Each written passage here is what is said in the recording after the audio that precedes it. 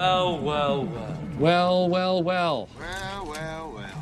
Well, well, well, well, well, well, well, well, well. Well, well. Well, kali ini gue akan membahas alur cerita film Orang Kaya Baru. So, check it out. Film ini dibuka dengan memperlihatkan seorang remaja bernama Tika pergi ke kuliahannya menggunakan transportasi umum yang padat. Karena dempet-dempetan, maket tugas kuliahnya pun sedikit penyok. Kakak Tika bernama Duta bercita-cita bisa menyewa gedung teater besar untuk pementasan teater yang disutradarainya. Nah, adik Duta dan Tika bernama Dodi sering dibully oleh teman sekelasnya. Ayah dan ibu mereka bernama Hikmat dan Risha, dan di sini kita sebut aja mereka si ayah dan si ibu. Keluarga mereka tinggal di rumah kecil di sebuah gang yang sempit. Mereka adalah keluarga yang sederhana dan keuangannya bisa dibilang pas-pasan. Namun, meskipun begitu, mereka merupakan keluarga yang bahagia.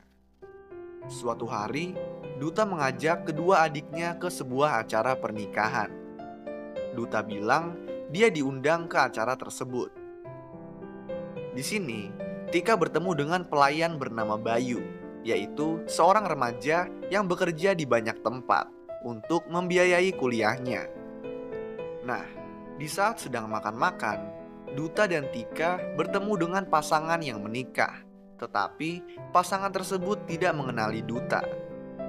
Duta ternyata emang gak diundang ke acara tersebut, dan di sini dia hanya numpang makan supaya mereka dan adik-adiknya bisa makan enak. Setelah ketahuan, mereka pun langsung kabur. Di sisi lain, si ayah dan ibu sedang berbincang-bincang mengenai Dodi yang akan masuk SMP. Si ibu menyarankan agar Dodi sekolah di tempat yang murah, gak kayak dua kakaknya dulu yang si ayah paksain untuk sekolah di tempat yang bagus dan mahal. Tetapi, si ayah bilang kalau bagaimanapun juga, anak-anak mereka harus sekolah di tempat yang bagus.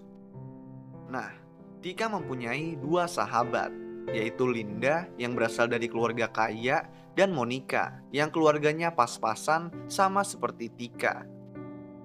Mereka bertiga merupakan orang yang pintar dan mereka berencana untuk mengikuti lomba Olimpiade Fisika supaya Tika dan Monica bisa mendapat beasiswa.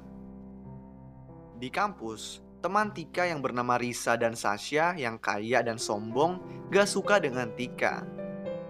Mereka suka mengerjai dan mempermalukan Tika di depan orang-orang kampus. Awalnya, Dodi gak mau menerima sepatu tersebut karena dia gak enakan orangnya. Tetapi setelah terus dibujuk oleh Tobi, Dodi pun menerima sepatu tersebut. Dodi langsung membuang sepatu lamanya dan memakai sepatu barunya. Tetapi ketika belajar di kelas, salah seorang siswa datang bersama seorang guru mencari sepatunya yang hilang. Dan di sini Dodi pun disalahkan. Sementara Tobi tertawa di belakangnya. Di sisi lain, Duta diundang temannya ke kafe untuk bertemu dengan orang yang ingin mendanai pementasan teaternya bernama Anto.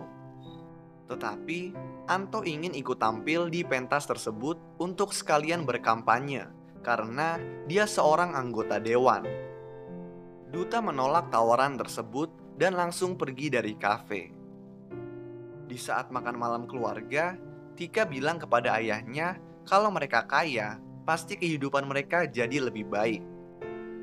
Nah, ayahnya yang bijak menjawab dengan mengatakan duit kalau dikit itu cukup, kalau banyak nggak cukup.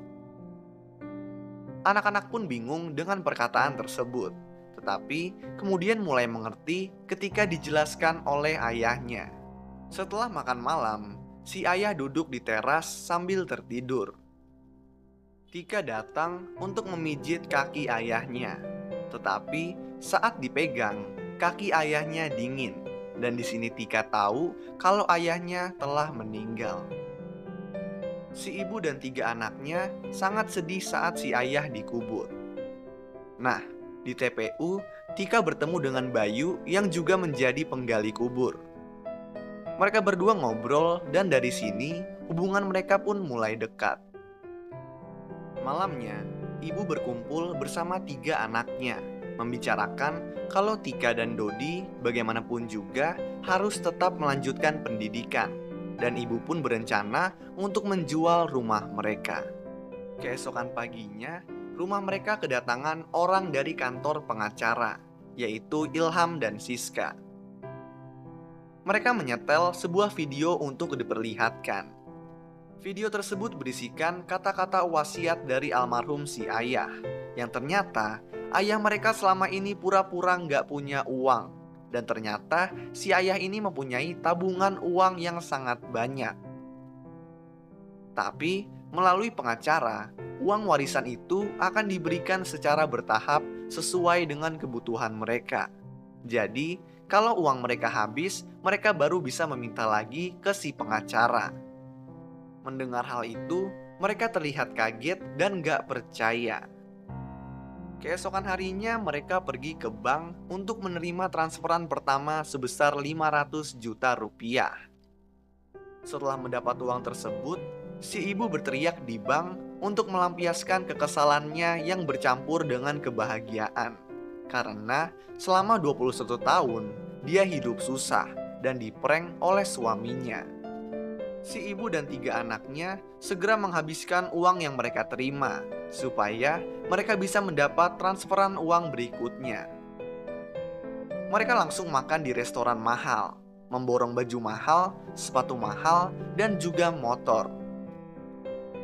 Tika semakin lama juga semakin dekat dengan Bayu. Nah, di saat jalan berdua, motor lama Bayu mogok. Bayu pun pergi ke bengkel bersama Tika. Di bengkel, Tika melihat motor bagus dan langsung menanyai apakah Bayu suka motor tersebut. Malamnya, Tika memberitahu kalau motor itu untuk Bayu, dan Bayu langsung menolaknya karena menurut dia itu motor yang mahal dan dia lebih suka beli barang dengan hasil kerja kerasnya sendiri. Bayu pun merasa diremehkan dan marah kepada Tika lalu pergi. Sementara itu, si ibu membeli banyak perhiasan yang mahal, dan dengan ini uang mereka pun habis. Keesokan paginya, Ilham dan Siska datang ke rumah dan menunjukkan video si ayah yang berikutnya. Di video ini, si ayah mengatakan kalau mereka akan mendapat transferan kedua sebanyak 30 kali lipat dari transferan sebelumnya, yang di sini berarti sekitar 15 miliar. Si ayah juga berpesan kalau misalnya uang tersebut habis lagi. Mendengar hal itu, si ibu dan anak-anak pun senangnya bukan main. Mereka berempat berencana lagi untuk menghabiskan 15 miliar tersebut. Karena kata Ilham, jika uang tabungan si ayah nggak dihabisin dalam jangka waktu 10 tahun, sisa uang tabungan si ayah semuanya akan disumbangkan ke orang-orang yang membutuhkan. Mereka berempat pun langsung membeli rumah sebesar 8 miliar tanpa pikir panjang. Untuk mengisi rumah, mereka pergi ke toko perabotan rumah yang mahal. Di sini, pelayan wanitanya melarang mereka mencobai perabotan-perabotan di toko tersebut karena dia menganggap kalau mereka nggak mampu untuk membeli. Si ibu yang kesal berbicara kepada si pelayan dengan mengatakan, "Semua yang anak saya foto, pegang, cium, saya bayar."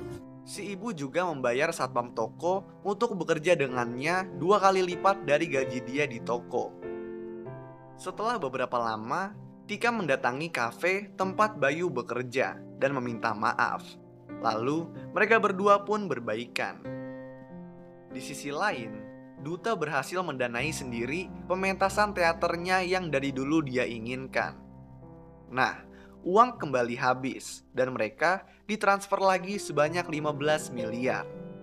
Mereka pun langsung berbelanja lagi dan membeli 3 mobil Mini Cooper secara tunai. Tapi sayangnya, mereka nggak bisa nyetir mobil, jadi mereka menyewa 3 supir. Setelah beberapa lama, kehidupan mereka mulai berubah. Dodi sudah nggak bisa dibully lagi oleh temannya, karena dia sudah menunjukkan kekayaannya. Tika langsung didekati oleh Risa dan Sasha. Sementara Duta sibuk dengan teaternya dan juga menyewa aktor mahal untuk pementasan teaternya yang sebenarnya nggak perlu. Suatu malam, Tika diundang ke sebuah pesta oleh Sasha dan Risa dan pergi bersama Bayu. Di sini Tika menjadi semakin dekat dengan Risa dan Sasha dan mulai sedikit menjauh dari Linda dan Monica, sehingga lomba olimpiade mereka bertiga bisa aja gagal karena Tika yang udah mulai malas belajar. Nah, secara tidak sadar, kehidupan si ibu dan 3 anaknya mulai berubah ke arah yang negatif. Ibu, Tika, dan Duta sibuk dengan urusannya masing-masing. Sementara Dodi mulai merasa kesepian karena nggak ada yang menemaninya atau mengobrol dengannya. Nah, nggak lama kemudian, uang mereka kembali habis. Ilham dan Siska lalu memperlihatkan video si ayah yang memberitahu kalau uang terakhir yang mereka habiskan adalah uang transferan terakhir mereka. Karena katanya uang tabungan si ayah udah habis. Ketika mendengar hal itu, mereka pun panik. Duta masih membutuhkan uang 7 miliar untuk pentas teaternya. Sementara si ibu udah berjanji untuk memberikan uang sumbangan yang jumlahnya cukup besar. Sedangkan Tika masih menyimpan uang tapi tidak banyak. Kru dan aktor teater Duta yang mahal meminta untuk dibayar terlebih dahulu, membuat pementasan teater bisa gagal. Sementara itu, di salah satu pesta, Sasha dan Risa memakai narkoba, lalu memaksa Tika untuk ikut menelan pil narkoba. Tetapi, Tika berpura-pura menelannya dan membuangnya di toilet. Nah, mendengar Monica ingin berhenti kuliah karena nggak bisa membayar uang kuliahnya, Tika berusaha mendekati kembali Linda dan Monica untuk mengikuti Olimpiade Fisika. Tika mengundang Bayu, Risa, dan Sasha untuk menontonnya berlomba. Tapi, saat lomba ingin dimulai, polisi datang dan menangkap target incaran mereka, yaitu pemakai dan pengedar narkoba yang di sini adalah Risa dan Sasha. Tetapi, Tika, Linda, dan Monica juga ikut dibawa oleh polisi. Mereka pun menjalani tes urin, dan hasilnya Tika, Linda, Monica dinyatakan negatif. Linda dan Monica marah kepada Tika, tetapi ketika Tika minta maaf, mereka pun memaafkannya. Di sisi lain, Duta tetap bisa melaksanakan pementasan teaternya dengan dana bantuan dari Anto, yang kemudian ketika Anto berkampanye di panggung, dia disoraki koruptor oleh para penonton. Pementasan pun akhirnya menjadi kacau.